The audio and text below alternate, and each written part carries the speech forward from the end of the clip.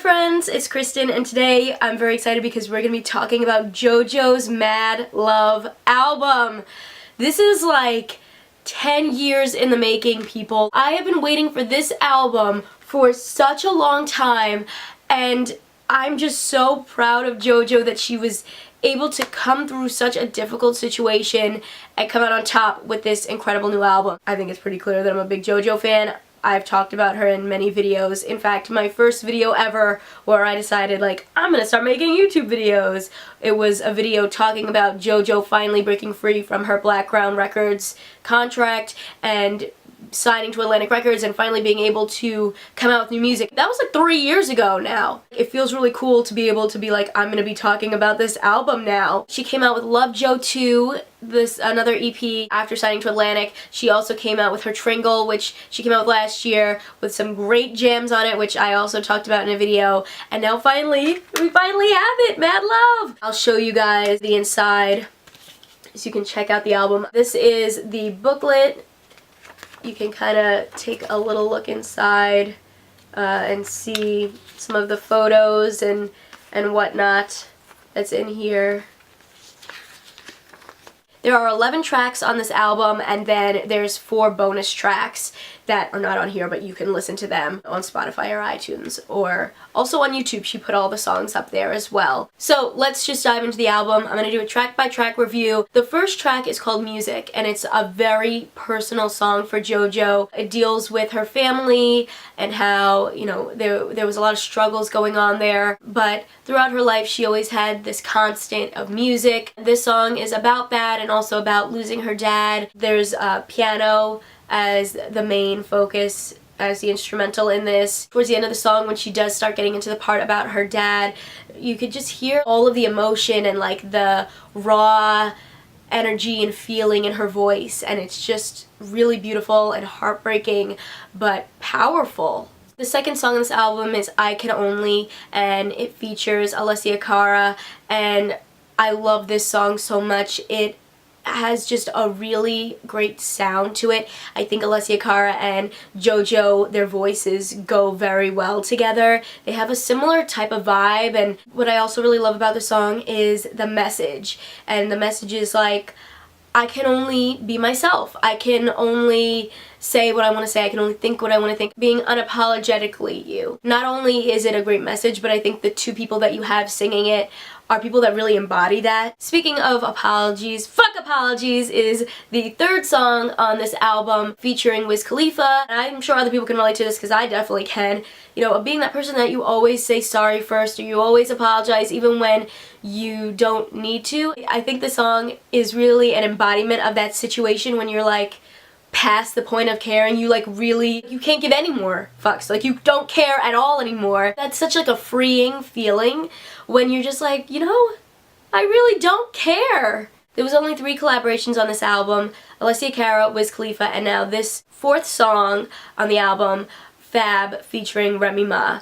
And this song is fantastic because Fab, you hear that and you're like, well, what does that mean? Like, fabulous? No. We're talking about the fake-ass bitches in the world and how we don't need to deal with them. The beginning of the song is very interesting to me. It sounds like that song, Am I Wrong, by Nico and Vince. Like, that beginning of that song, they have like a very similar sound to them, but then it completely changes. And then I love the acronym, like, fake-ass bitches, Fab, F-A-B. Like, I think that's a great acronym and very funny and clever. The 5th song on this album is the title track, Mad Love, and I love this song. It reminds me of like this kind of 1950s big band kind of sound. It's like very modern, but there's just something about it that gives me like an old school vibe that I really love, like new old school. The next track is Vibe. When I first started listening to it, I was like, I can maybe see like Fifth Harmony doing something like this song. It kind of does that elevated dubstep sound, and then it breaks into this Caribbean vibe.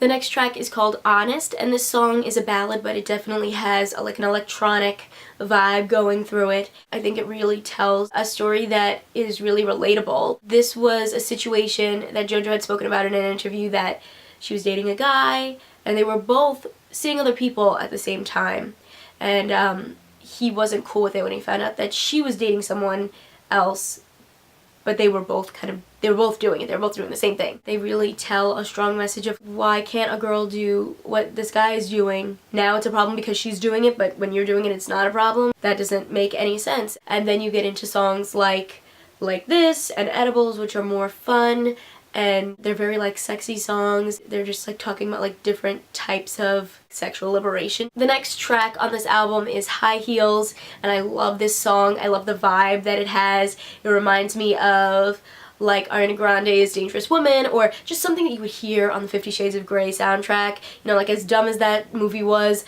the soundtrack was amazing. I could hear it in a movie soundtrack as like that scene where the person broke up with someone because they were cheating, and then they go out on the town and they look great and they see the person's friends and they're like, ha, like I look great. Then those friends go tell the person how great you look. That's like the vibe you get within the story you get within this song. It makes you feel like, you know, just like cool when you listen to it. And then the last song on the main album is I Am, which is another really great like self-empowering song about like, you know, I am beautiful, I am, you know, strong enough, I can, you know, do anything. It's just that piano and JoJo's soaring vocals, and I love it. It's one of those songs that you just want to sing, and like it like fills you up and makes you feel empowered and inspired. Next we're going to get into some of the bonus tracks. Clovers is one that it talks a lot about the depression that she dealt with and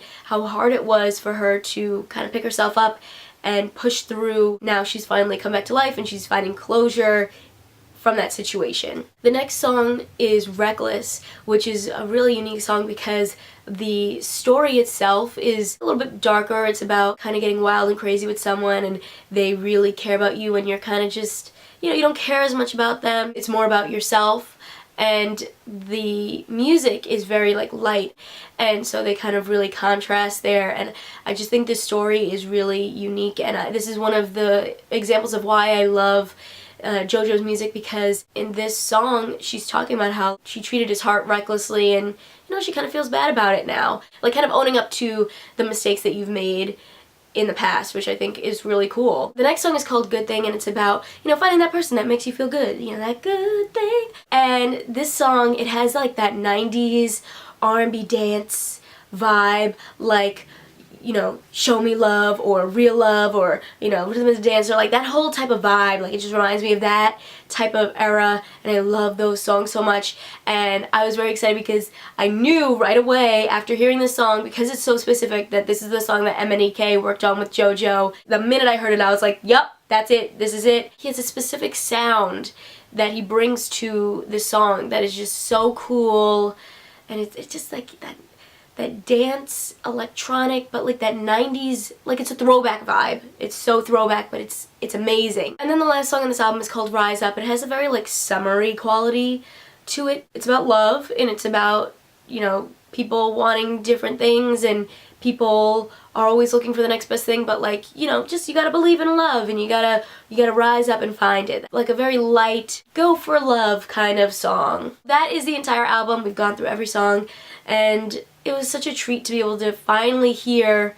music from JoJo and just see how her voice has changed and how she's changed. While this is her first album in 10 years, she has never really been gone. She's always been coming out with music and working on music, but it does feel different this time to have this new album officially out. It's like a reintroduction. I would call it a reintroduction. And I think it was a really strong reintroduction to JoJo. I would say my favorite songs on the album are I Can Only with Alessia Cara, High Heels, I really love Mad Love, I really like I Am. One song that was not my favorite, I would say, is Vibe. But overall, I really enjoyed this album. I'm really excited for JoJo. I know that she recently announced that in early 2017 she is going to go on tour on her own with these songs. So I need to get myself some tickets whenever those go on sale. I would love to know what you guys thought about this album. Make sure to leave a comment below with your thoughts, your critiques and reviews, and let me know what your favorite and least favorite songs are from the album. I look forward to chatting with you guys in the comments about it. Thank you guys so much for watching this video. Make sure to give it a thumbs up if you liked it, and click that subscribe button because I come out with new videos every week. See ya!